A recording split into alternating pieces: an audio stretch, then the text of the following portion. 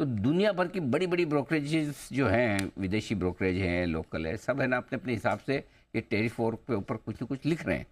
तो हमने सोचा कि क्या सोच रहे हैं ये लोग, ज़रा आपको बताएं और समझाया जाए कि भाई इनकी राय क्या है, किसको कितना डर है टैरिफ वॉर से, क्या असर पड़ सकता है बाजार पे, किस पर, ज़रा समझ लीजिए। कुशल तैयार है ब्रोकरेज की पूरी निचोड़ लेकर टैरिफ वॉर पर। कुशल बताइए।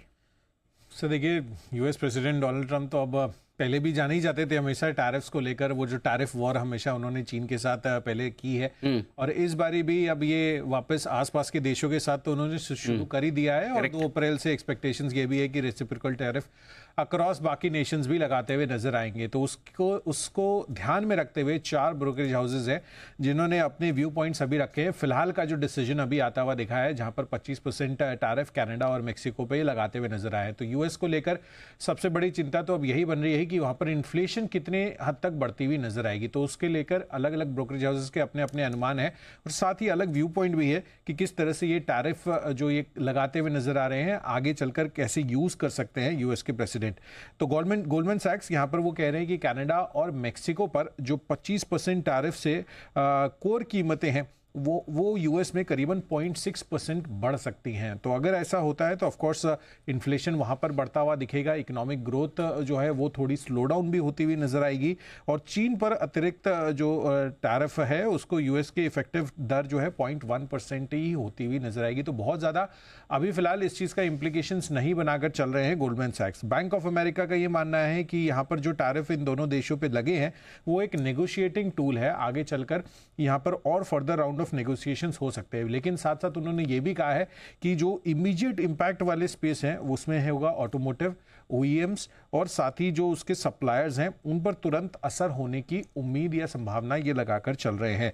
इनफैक्ट मेक्सिको में जो बेवरेज सेक्टर है उस पर भी ज़्यादा एक्सपोजर होने की वजह से, यानी कि यूएस में वो इंपोर्ट काफ़ी हद तक होता है बड़े रूप में, तो उस पर भी टैरिफ का असर आपको आता हुआ दिख सकता है। जहाँ तक सिटी का सवाल है, उन्होंने क्लियरली कहा है कि जिस तरह से अभी फिलहाल टैरिफ वॉर चल रहा है और जितने जितने ऑर्डर्स यहाँ पर साइन किए जा रहे हैं एसएनपी और साथ ही नैस्डैक, इसमें निवेशकों की जो बुलिश पोजीशन है वो काफ़ी हद तक अब कम होती हुई जा रही है, और न्यूट्रल की तरफ अब यहाँ पर ये जो मामला है ये ट्रेंड होता हुआ दिख रहा है। यानी कि जो बुलिश पोजीशनिंग थी पहले अलग अलग इंडेक्स में, अमेरिकी और बाकी ग्लोबल इन्वेस्टर्स की अमेरिकन इंडेक्स पर, वो थोड़ी अभी धीमी होती हुई दिख रही है, क्योंकि ऑब्वियसली इन्वेस्टर की एंग्जाइटी बढ़ रही है।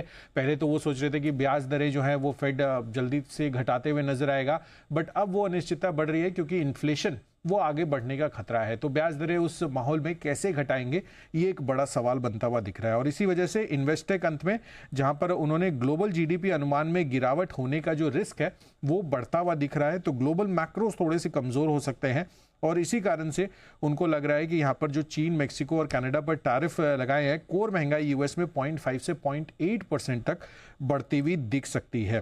तो ब्याज दरों को लेकर फेड की जो अनिश्चितता है वो भी अब और ज़्यादा आगे बढ़ती हुई दिखेगी। तो ये सब फाइनल कमेंट्री अभी निकल कर आ रही है कि महंगाई एक बढ़ेगी यूएस में, इकोनॉमिक ग्रोथ स्लो डाउन होगा, ग्लोबल जीडीपी वहां पर थोड़ा नेगेटिव साइड पर असर आपको होता हुआ दिख सकता है। तो ये सार है इन 4 ब्रोकरेज हाउस। मतलब धीरे धीरे आप ये कह रहे हैं कि अमेरिका में भी लोग तेजी की पोजीशन अब कम कर रहे हैं, न्यूट्रल स्टांस की तरफ बढ़ रहे हैं। अच्छा, मतलब बता रहे हैं, मतलब ट्रम्प का डर उनको भी है, क्योंकि ऑब्वियसली क्योंकि टैरिफ है, अब आगे और कितनी टैरिफ्स अलग अलग देशों पे लगाएंगे वो, उस पर भी तो चिंता है, क्योंकि यूएस में इन्फ्लेशन बढ़ जाएगी। हाँ, फायदा कितना होगा पता नहीं, नुकसान भी हो सकता है, वो डर लगने लग गया। करेक्ट। पहले शुरू में तो ये जैसा लग रहा था कि भाई वैसा कि चलो मैक अमेरिका ग्रेट अगेन, उस हिसाब से सब बढ़िया था। करेक्ट। अभी तक तो वहाँ के फेड चेयरमैन परेशान हुए। तो अब क्या है, सबको डर लगने लगा है थोड़ा सा। तो चलिए, ये आपके लिए टैरिफ वॉर पर बड़ी बड़ी रिपोर्ट्स आ रही, तो मतलब सारी रिपोर्ट्स यही कह रही कि भाई थोड़ा सावधान रहिए। सावधान रहिए, इन्फ्लेशन को लेकर चिंता है यूएस में, अभी थोड़ी बढ़ सकती है। तो अभी वो ये कह रहे हैं, और ब्याज दरें अब घटेंगी कब, ये अगेन एक कंसर्न बन गया है वो चीज़ को लेकर। ठीक बात है। तो ये बड़ा एक्शन आपके लिए होता हुआ दिख रहा है टैरिफ को लेकर। सारे ब्रोकरेजेस एकदम नजरें बनाए हुए हैं, कभी भी कुछ भी बड़ा डेवलपमेंट हो सकता है, उस पर फोकस करना जरूरी है।